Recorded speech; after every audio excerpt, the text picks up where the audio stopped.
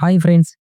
ඉතින් අද අපි කතා කරන්නේ 2026 අවුරුද්දේ අපේ වැඩ පහසු කරගන්න පාවිච්චි කරන්න පුළුවන් හොඳම වෙබ් බ්‍රවුසර්ස් 4 ගැන. ඇත්තටම දැන් බ්‍රවුසර්ස් කියන්නේ නිකම්ම වෙබ්සයිට් බලන එකක් විතරක්ම නෙමෙයි. ඒක අපේ පර්සනල් ඇසිස්ටන්ට් කෙනෙක් වගේ වෙලා. ඉතින් අද මම මේ බ්‍රවුසර්ස් අතර රෑන්ක් කරන්නේ ප්‍රධාන කැටගරිස් පහක් යටතේ. ඒ තමයි privacy, speed, AI features, additional features සහ පර්සනලයිසේෂන් කියන ඒවා. බලමුද එහෙනම් මේ අවුරුද්දේ ලිස්ට් එකේ ඉහළින් ඉන්නේ කවුද කියලා. ඉතින් අපේ ලිස්ට් එකේ තුන්වෙනි දෙන ලැබෙන්නේ Microsoft Edge එකට Windows පාවිච්චි කරන අයට නම් මේක අමුත්තක් නෙවෙයිනේ. බලමු Edge එකේ තත්ත්වය කොහොමද කියලා. මේක tracking prevention option එක බලා ගන්න පුළුවන්. ඉතින් මේ tracking කියලා කියන්නේ ඔයා web browsing කරනකොට ඔයාට ගැලපෙන ads පෙන්වන්න websites improve කරගන්න වගේ දේවල් වලට ඔයාගේ data collect කරන එක. හැබැයි මේකේ තියෙන අවුල තමයි සමහර trackers තියෙනවා. ඒ වගේ ඔයා නොගිය sites වලටත් මේ collect කරන data යවනවා. ඉතින් මේ Edge browser එකේ තියෙන tracking prevention option එකෙන් මේ trackers block කරනවා. හැබැයි Microsoft සමාගම යම් ප්‍රමාණයක දත් එකතු කරනවා. ඒ නිසා privacy පැත්තෙන් මේක සාමාන්‍ය මට්ටමක තමයි තියෙන්නේ. Chrome වලට වඩා ගොඩක් හොඳට RAM එක manage කරනවා. විශේෂයෙන්ම sleeping tabs වගේ features නිසා laptop එකේ battery එකත් ඉතිරි වෙනවා. මෙන්න මේක තමයි මේකේ තියෙන ලොකුම වාසිය. 2026 වෙද්දී මේකේ Copilot AI එක මාරම දියුනේ. ඔයාලට දැන් ඕනෙම වෙබ්සයිට් එකක් මෙන්න මේ විදිහට සමරයිස් කරගන්න පුළුවන් මේ Copilot AI එක use කරලා.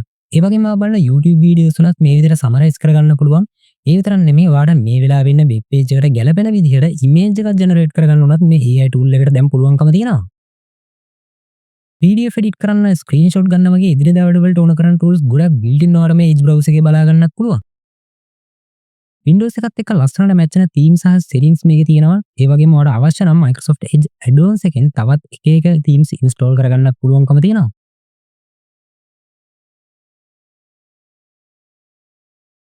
දෙවෙනි දින ලැබෙන්නේ හැමදාම අපේ විශ්වාසය දිනාගත්ත Mozilla Firefox එකට privacy ගැන හිතන අයට නම් මේක තමයි හොඳම තේරීම. මේ Firefox browser එකේ strong enhanced tracking protection default enable වෙලා තියෙනවා. ඒ වගේම open source browser එකක් නිසා transparency එක වැඩි. ඒ වගේම privacy levels වලට safe choice එකක්. මොකද ඔයාලව track කරන එක නවත්තන්න මේකේ තියෙන total cookie protection එක මාරම powerful.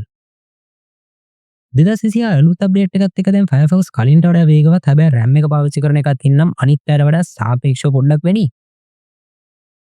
built-in AI assistant එකක් Microsoft Edge එකේ Copilot වගේ නම් ලැබෙන්නේ නැහැ. ඒ නිසා දැනට Firefox කරන්නේ Google Gemini, ChatGPT සහ Claude වගේ AI මාධ්‍ය වලින් Taman කැමති එකක් තෝරාගෙන ඒක site බයකට එකතු කරගන්න අවස්ථාව දෙන එක. මේක නිකම්ම browser එකේ කොටසක් නෙවෙයි. අපි කැමති නම් විතරක් enable කරගන්න පුළුවන් extension එකක් වගේ දෙයක්. ඉතින් Edge වල Copilot එක හැමතිස්සෙම කරන දේවල් බලාගෙන ඉන්නවා වගේ feel වුණාට මේ Firefox වලදී ඔයාලට පුළුවන් AI එකට මොන වගේ දැත්තද දෙන්නේ කියන එක පාලනය කරන්න. සරලව කිව්වොත් Microsoft Edge වල AI කියන්නේ built-in feature එකක්. හැබැයි Firefox වලදී ඒක අපිට ඕන වෙලාවට විතරක් දාගන්න පුළුවන් optional පහසුකමක් විදිහට තමයි තියෙන්නේ. අන්න ඒ නිසා AI integration එක Edge වලට වඩා සාපේක්ෂව ටිකක් අඩු level එකක තමයි මේ Firefox කියන web browser අපිට බලා ගන්න පුළුවන් ඉන්නේ. web developers ලට සහ tech වැඩ කරන අයට ඕන කරන ඕනිම extension එකක් මේකේ තියෙන මේ Firefox browser add-ons එකේ අපිට බලා ගන්න පුළුවන්. ඒ වගේම Firefox වල තියෙන මම ආසම feature එක තමයි multi account containers කියන එක. මේකෙන් පුළුවන් එකම browser එක ඇතුළේ ඔයාගේ accounts වෙන වෙනම isolate කරලා තියාගන්න. ඒ කියන්නේ ඔයාලට පුළුවන් එකම වෙලාවේ Facebook account දෙකකට log වෙලා ඉන්න නැත්නම් ඔයාගේ පෞද්ගලික වැඩ සහ office වැඩ පටලවා ගන්න නැතුව වෙනම tab වල කරගන්න. මේක privacy වලට වගේම වැඩ ලීසිය කරගන්නත් මාර මුදව්වක් වෙනවා. මේකේ UI එක ඔයාලට ඕනම විදිහට වෙනස් කරගන්න පුළුවන්. ඒකට ඔයාලට Firefox browser add-ons එකේ themes පාවිච්චි කරන්නත් පුළුවන්. ඉතින් first place එක web browsers දෙකක් දිනා ගන්නවා. ඒ දෙකෙන් එක web browser එකක් තමයි Brave කියන web browser එක. Brave කියන නම ඇහෙනකොට privacy මතක් වෙන web browser එකක්. මේකේ අපිට built-in trackers and ad blocking option එක බලා ගන්න පුළුවන්. මේකේ මේ protection එක සෑහෙන strong level එකක තියෙනවා. උදාහරණයක් විදිහට YouTube videos එහෙම බලනවා නම් ඔයාලට ads නැතුව YouTube videos බලන්න පුළුවන්කම තියෙනවා කිසිම third party extensions එකක් install කරගන්නේ නැතුවම.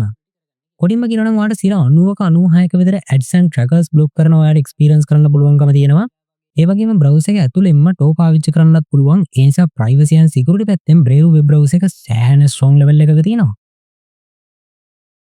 ads block කරන නිසා web pages speed load වෙනවා බලා ගන්න පුළුවන්. ඒ වගේම RAM usage එක ගත්තා සාපේක්ෂව අඩු මට්ටමක තියෙනවා බලා ගන්න පුළුවන්.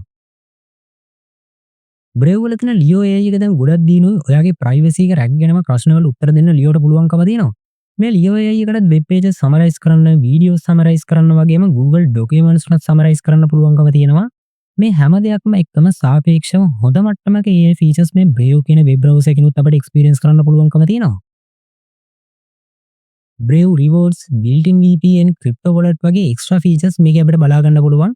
හැබැයි VPN එක නම් ඔයාලට පේ කරලා තමයි යූස් කරන්න වෙන්නේ. ඇඩිෂනල් ෆීචර්ස් වලින් නම් සාපේක්ෂව ටිකක් අඩු ලෙවල් එකක තමයි මේ Brave කියන වෙබ් බ්‍රවුසර් බලා ගන්න පුළුවන් වෙන්නේ. මේකේ අපිට ක්ලීන් යූසර් ඉන්ටර්ෆේස් එකක් බලා ගන්න පුළුවන්. හැබැයි කස්ටමයිසේෂන් නැතිනම් මේක බේසික් ලෙවල් එකක තමයි බලා ගන්න පුළුවන් වෙන්නේ. ඉතින් ෆස්ට් ප්ලේස් එක දිනා ගන්න අනිත් වෙබ් බ්‍රවුසර් එක තමයි Vivaldi කියන වෙබ් බ්‍රවුසර් එක. ප්‍රයිවසි ඇන්ඩ් සිකියුරිටි අතින් මේකේ trackers and ad blocking option එක බලා ගන්න පුළුවන්. හැබැයි මේක Brave browser එක තරම් නම් strong විදිහට ads and trackers block කරනවා බලා ගන්න හම්බ වෙන්නේ නැහැ. හැබැයි data collection එක සෑහෙන අඩු මට්ටමක තියෙන්නේ. ඒ නිසා සාපේක්ෂව decent level එකක privacy and security එකක් ඔයාලට මේකෙන් experience කරන්න පුළුවන්කම තියෙනවා. මේ browser එකේ හොඳ stable performance එකක් බලා ගන්න පුළුවන්. හැබැයි heavy customization නිසා RAM usage එක long sessions වලදී සාපේක්ෂව වැඩියෙන් එනවා බලා ගන්න පුළුවන්. Vivaldi browser එකේ Brave Leo වගේ built-in AI assistant එකක් ලැබෙන්නේ නැහැ. හැබැයි extensions සරහා AI services use කරන්න පුළුවන්. ඉතින් ඔය AI features වලට එච්චර කැමති නැත්නම් ඔයාලට AI free experience එකක් මේ Vivaldi කියන web browser එකෙන් experience කරන්න පුළුවන්.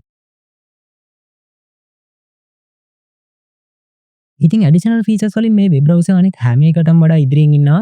ඒකට ප්‍රධානම හේතුව තමයි මේ web browser එකේ අපිට built-in මෙන්න මේ වගේ notepad එකක්, translator එකක්, contact section එකක් වගේම කැලෙන්ඩර් එකකුත් බලා ගන්න පුළුවන්.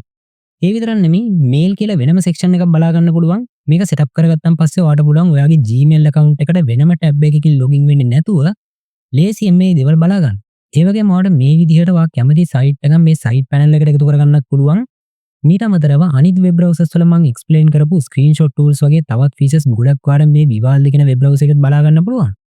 තවදුරටත් ඔයාලට වෙබ්සයිට්ස් දෙකක් මෙන්න මේ විදිහට එකම ටැබ් එකේ යූස් කරන්නත් පුළුවන්කම තියෙනවා. කොහොම වුණත් ෆීචර්ස් හරිය මේ වෙබ් බ්‍රවුසර් එක සෑහෙන ඉදිරියෙන් ඉන්නවා.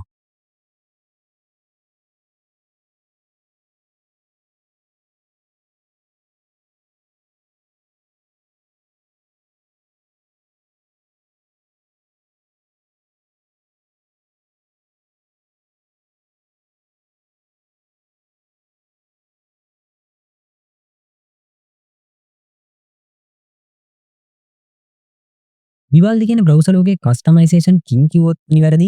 මේක අපිට වෙනස් කරන්න බැරි දෙයක් නැති මතර. ඔයාලට පුළුවන් බ්‍රවුසර් එකේ තියෙන හැම බටන් එකක්ම, self bar එකක්ම, address bar එකක්ම ඔයාලට ඕනම තැනකට මාරු කරගන්න.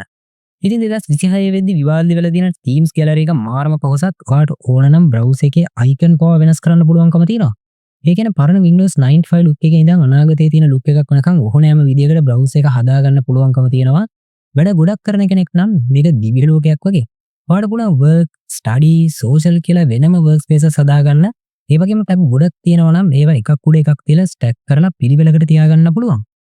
ඒ වගේම ඔයා නිතරම වැඩ කිහිපයක් කරනවා නම් එක click එකකින් ඒ හැම දෙයක්ම සිද්ධ වෙන විදිහට command එකක් හදාගන්නත් මේ browser එකේ ඔයාලට පුළුවන්කම තියෙනවා.